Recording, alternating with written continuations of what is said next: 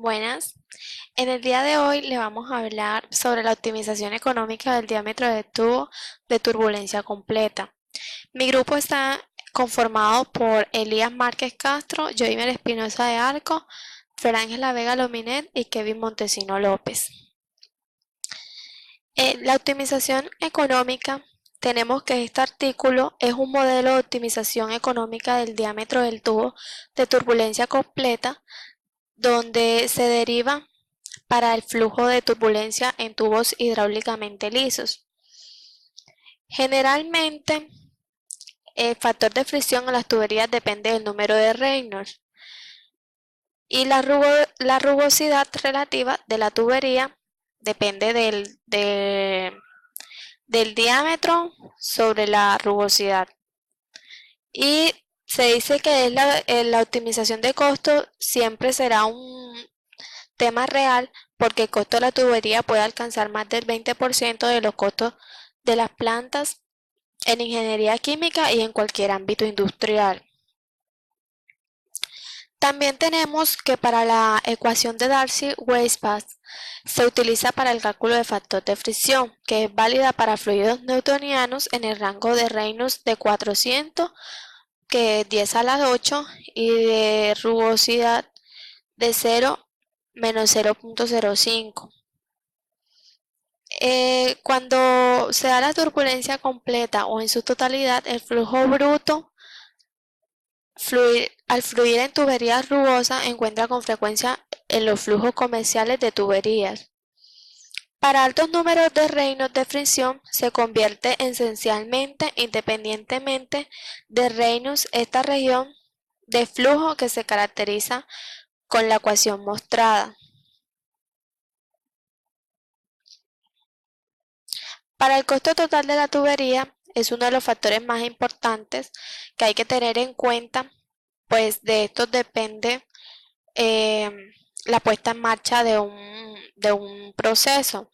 Pues tenemos dos parámetros que es el costo de capital y costos operativos, donde se tienen en cuenta para llevar a cabo, se escogen el tipo de material de la tubería y el espesor de la pared de la tubería. Para calcular el costo anual se necesita la siguiente fórmula. Teniendo en cuenta que el modelo de optimización de la turbulencia completa se basa en la ecuación de factor de fricción, es Friction, donde el factor de fricción es 0.11. El diámetro de la tubería más económica será la que el costo anual es más bajo. Para la siguiente fórmula, F es el costo de válvulas, A el capital anual, B el costo de mantenimiento y D el costo de la bomba, pero es considerado de forma independiente porque su cálculo es diferente. Para calcular la potencia requerida para el bombeo de fluido se necesita la siguiente fórmula, donde P es la caída de presión, E es la eficiencia global de la bomba y el compresor y el ventidor.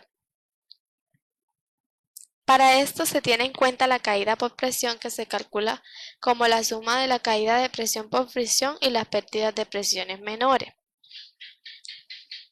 La caída de presión por fricción es menor, que se puede estimar como las pérdidas de carga o por longitud equivalente con la siguiente fórmula, donde J es la relación de pérdidas de presión menores y la presión de fricción y la presión de fricción. En la práctica de ingeniería, esta ecuación puede ser aceptada para flujos compresibles si la caída de presión total es menos de 10% de la presión inicial. Para los cálculos para el costo operativo anual de la tubería es C sub E igual a Y por C sub E por N por P, donde Y es la cantidad, o sea, son los años.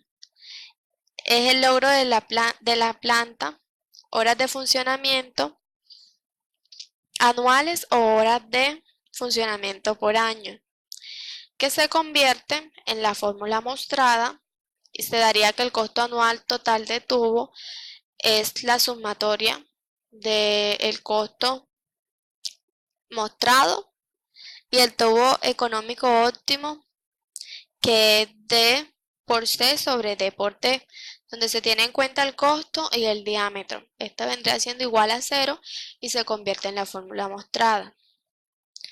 Para el tubo óptima de diámetros para el flujo en tuberías rugurosas, se convierte en la fórmula ilustrada, donde se tiene que el diámetro por tubería rugosa tienen en cuenta la viscosidad y el número de Reynolds. El flujo en tuberías lisas es el diámetro óptimo, es el mostrado. También se tiene en cuenta la viscosidad. En la conclusión, tenemos que en la ingeniería de proceso todos los procedimientos anteriormente mostrados nos sirven para desempeñarnos en un mejor rol como ingenieros, puesto que todos los modelos matemáticos empleados de forma teórica son muy importantes. Al dirigirnos al ámbito industrial y de forma práctica, tenemos que tenerlos muy en cuenta para que todos los procesos puedan tener un mejor éxito en su optimización, requerimiento de equipos, tuberías, servicios, entre otros. Pues para el tema mostrado, que fue la optimización económica del diámetro del tubo de turbulencia completa, se necesitan tener en cuenta los parámetros ilustrados como son el diámetro del tubo y las paredes del tubo. En esta nos ahorramos economía y tenemos un mejor proceso al poner un plan en marcha como lo es el funcionamiento de una planta. Muchas gracias.